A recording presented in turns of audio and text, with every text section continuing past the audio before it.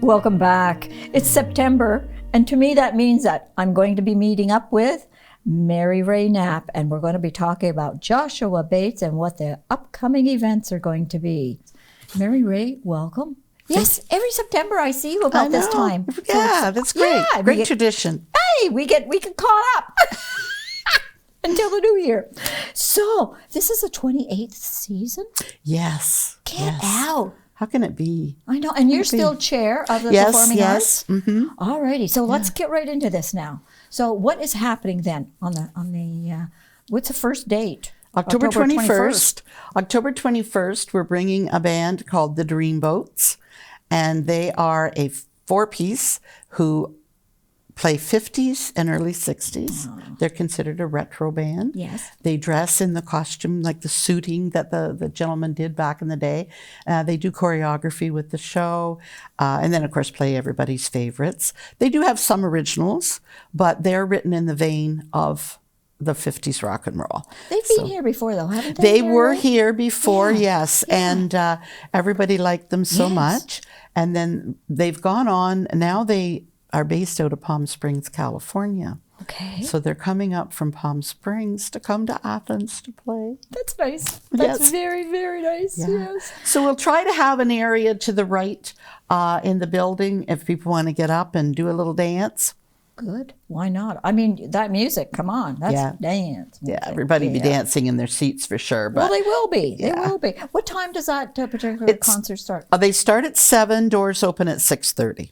For all of the whole series? For every show. Okay. And it's first come, first serve for seating. Yes, yes. And we do have a balcony as well that some people like to sit in.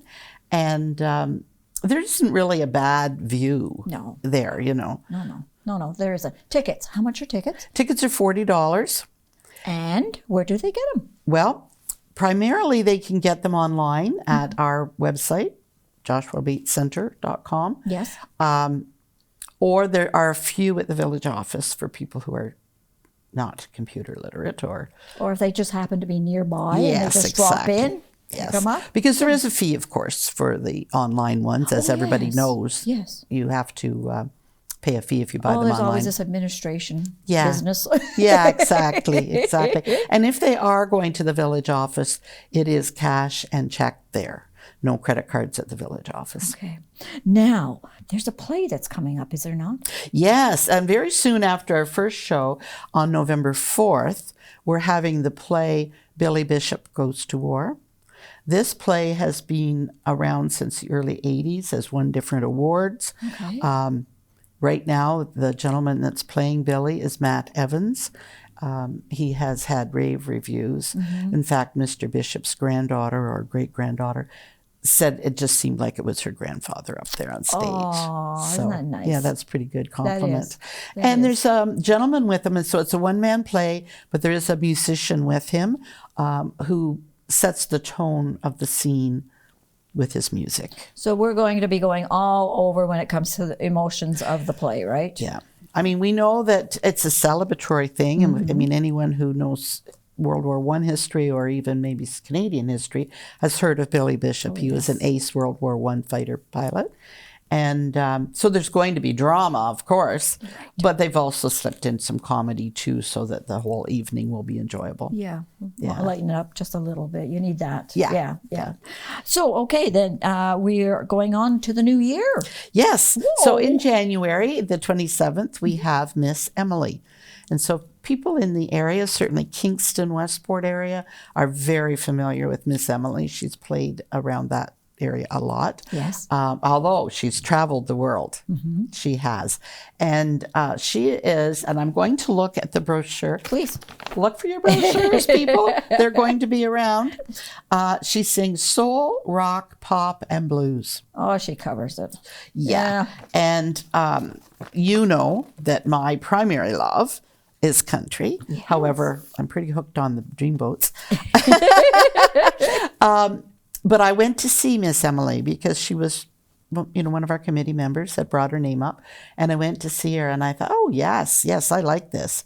And she can sing anything, so if you don't know the song she's singing, just wait, because the next one you're going to be, oh, yeah, I know that song. Yeah. So I think our audience will really like her, and I just wanted to get that out. If you're primarily a country lover or I don't know, what other kind of music. She's going to be able to satisfy anybody who has, anybody likes music at all. Yes. Yeah. She's going to be a very good entertainer, and she's a very nice lady. Yeah. Oh, that's good. Yeah. And the last show of the series. Yeah, it's April 11th, and it's Sam Polly and the Old Tomorrows. I like that, the Old Tomorrows. Yeah. Tell us a little bit more about them. Okay. Have you heard of Sam Polly?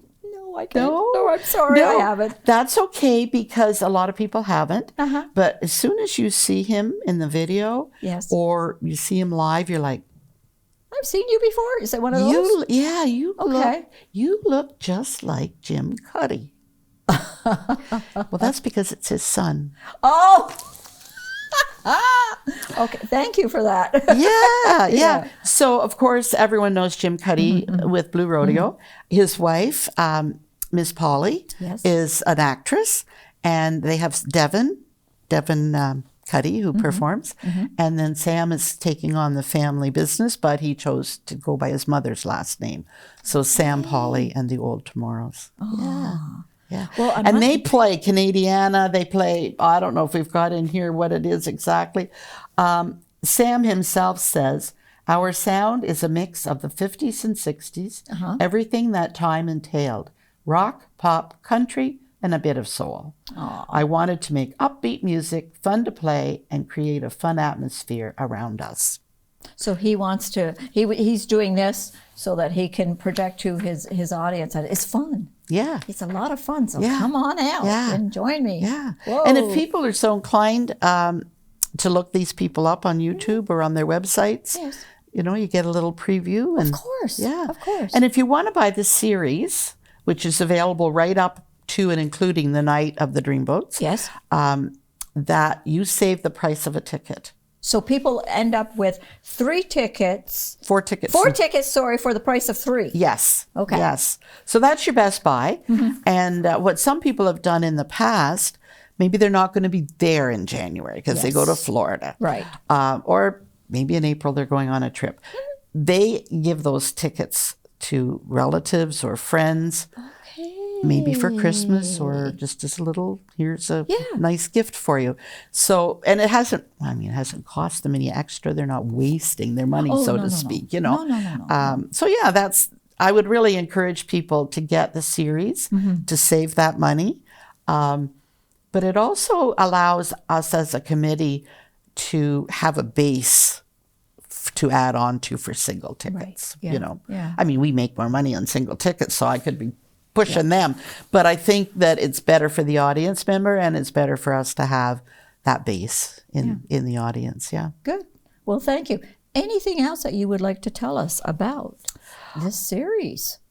Well, it gets harder and harder every year to whittle it down to 4 because there's just so many great entertainers and styles and ones that ask to come. Like, once the word got out by the different artists, what a great place it is. The acoustics are nearly perfect. The audience is attentive. They're there to listen to you. Yes. And they will be appreciative. You get to mingle with everybody in a safe environment because everybody in the audience can meet the artists if they wish to stay after, which is always nice. Then artists are emailing me all the time, wanting to come. So it's a very difficult choice to meet, just to pick 4. So just know that these are the cream of the crop that we've had to choose from this year. That's nice. That's nice. And I would imagine people are probably contacting you for years and much more to the future. Don't forget me. Yes, exactly. or ones that have been there will say, "Oh, I'd love to come back." Yeah, when are you having me back? When are you having me back? And that is really, that's what happened with the Abrams last year. And that's really what happened with the Dreamboats as well.